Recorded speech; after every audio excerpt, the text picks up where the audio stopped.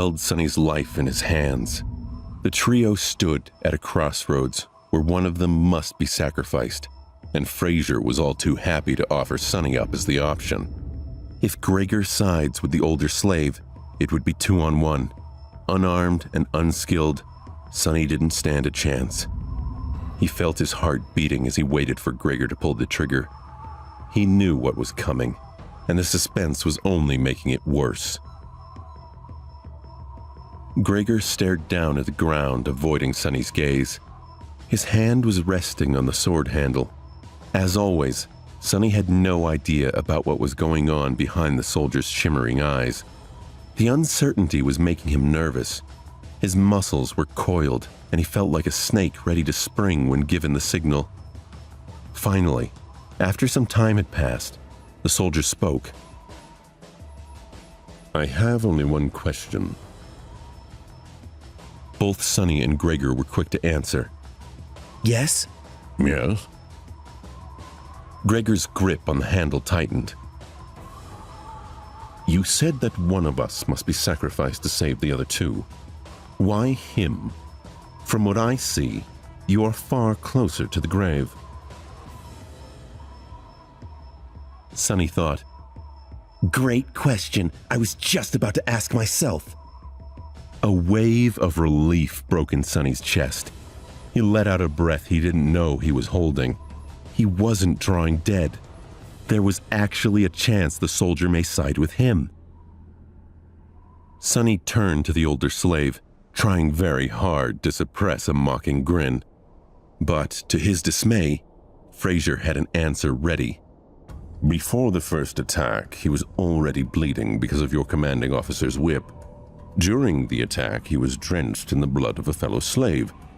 His cloak, too, was soaked in it when the previous owner died. The boy already reeks of blood. Keeping him alive will put us in danger.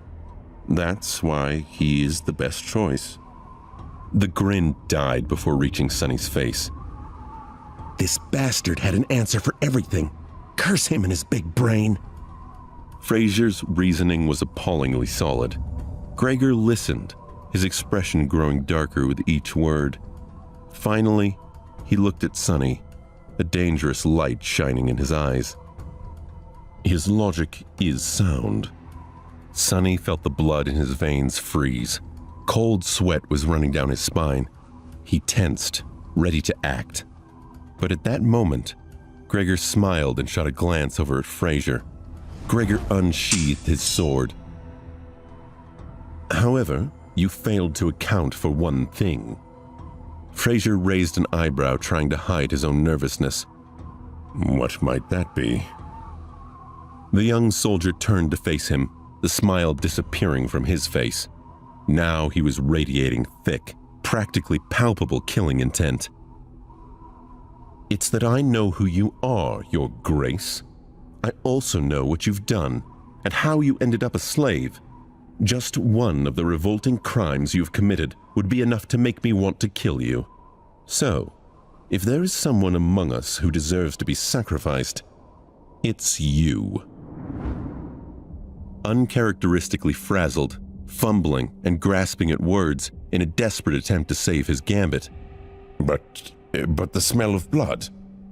Gregor smirked. "Don't worry about it.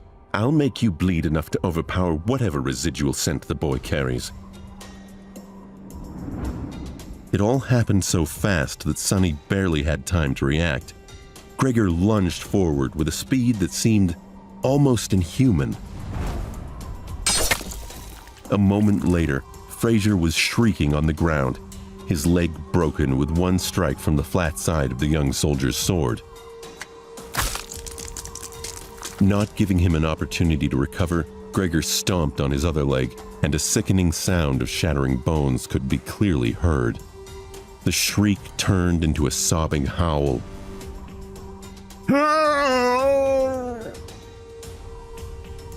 Just like that, Fraser was done for. The brutality of Gregor's actions was in such stark contrast with his usually graceful demeanor that Sonny felt paralyzed in shock.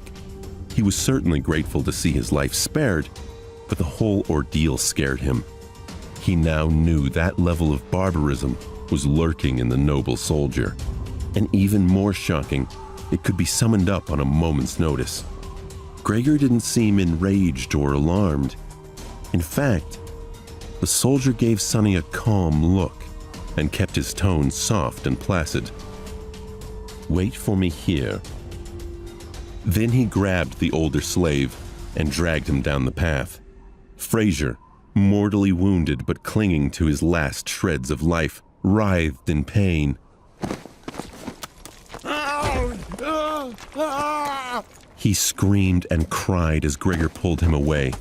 Eventually, the two disappeared behind a rock outcropping. After a few minutes, terrible screams could be heard echoing through the wind.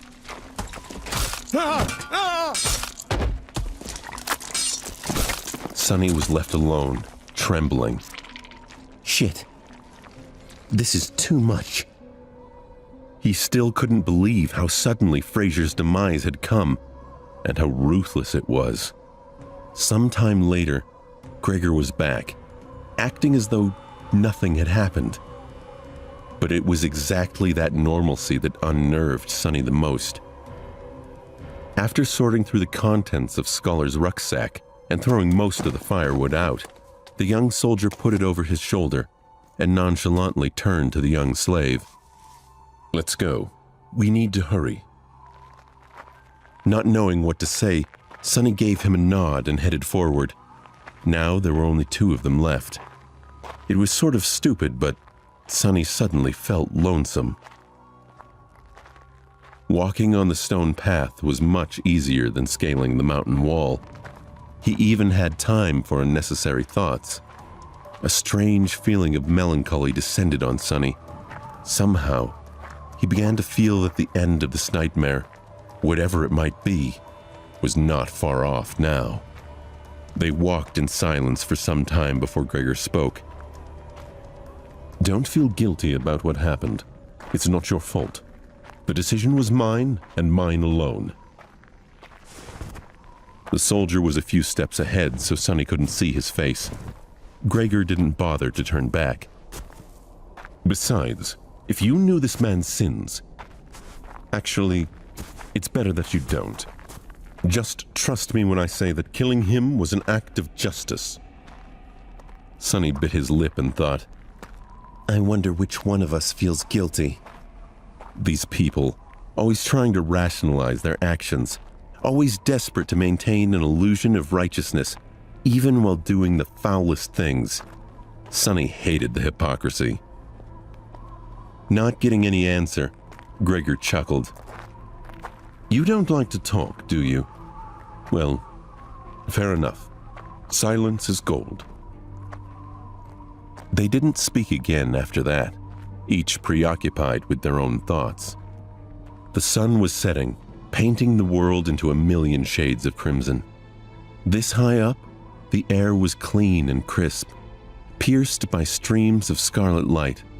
Below them, a sea of maroon clouds was slowly rolling past the mountain. The stars and the moon had begun to reveal themselves in the vermilion sky. It was quite beautiful. However, Sonny could only think about how cold it was going to be once the sun fully disappeared. Before that happened, Gregor had found them a shelter. Not far from the path, hidden behind some tall rocks, was a narrow crevice that extended into the slope of the mountain. Happy to be safe from the piercing wind, they explored the crevice and ended up in a small, well-concealed cave. Sonny made a move to unbundle some firewood, but Gregor stopped him with a shake of his head. "Today we will camp without making fire. The beast is too close." Camping without the warm flames to keep them company was not going to be pleasant, but at least they weren't going to freeze to death inside the cave. In any case, the alternative was too frightening. Sonny sat down and put his back against the cave's wall. Gregor settled opposite of him, looking downcast and thoughtful. He was obviously in a strange mood. If nothing else, it was apparent from the fact that today, for the first time, the young soldier had failed to care for his sword after making camp. Soon, the sun was gone, and their small cave became completely dark. Sunny, of course, could see perfectly well. Hero, on the other hand, was now completely blind. In the darkness, his handsome face looked noble and, for some reason, sorrowful. Sunny studied it, not willing to fall asleep. After a while, Gregor suddenly spoke in a quiet voice. "You know, it's strange. Usually I can feel someone's presence, even in absolute darkness. But with you, there's nothing. It's like you are just one of the shadows." With only silence to answer him, he smiled. "Are you asleep?" The question echoed in the darkness. Sunny, who had never spoken with Gregor unless there was an urgent need to, and even then only using a few words at best, felt like there was a strange intimacy between them now. That's why he decided to talk. Maybe the darkness gave him courage. He felt his heart beating loudly in his chest. After all he'd been through, it seemed in some ways this was the most nervous he'd been. But he didn't know why. The man lying in front of him was an enigma.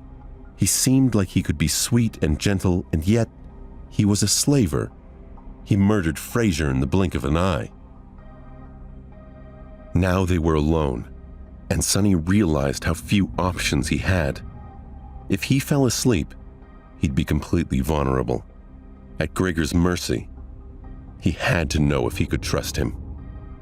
Why do you want to know if I'm sleeping? Are you waiting for me to fall asleep before you kill me? Or will you do it in the morning?